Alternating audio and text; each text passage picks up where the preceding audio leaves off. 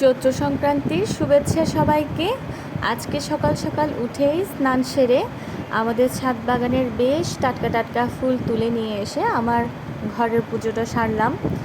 তো ঘরের পূজা শেষ করে আমার ঠাকুরকে আজকে খই নাড়ু কড়ই দিয়ে ভোগ দিয়েছি, সাথে তো ফলমূল ছিলই। তো পুজো শেষ করেই চলে গেলাম মন্দিরে গিয়ে ফুল আর বেলপাতা দিয়ে আমি মহাদেবকে স্নান করালাম। স্নান করানোর পর আমি মা কালীর মন্দিরে গেলাম, মাকে দর্শন করলাম।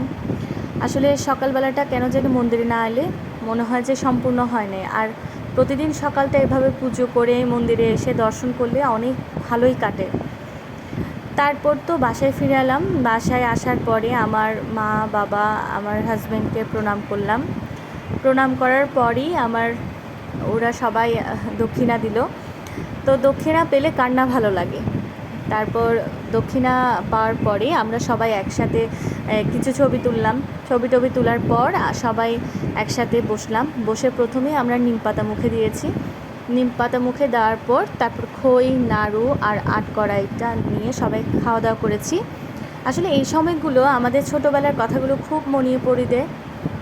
ছোটোবেলায় এই সময়গুলো এত আনন্দে কাটিয়েছি আমরা, খুব তাড়াতাড়ি সময়টা চলে যায়।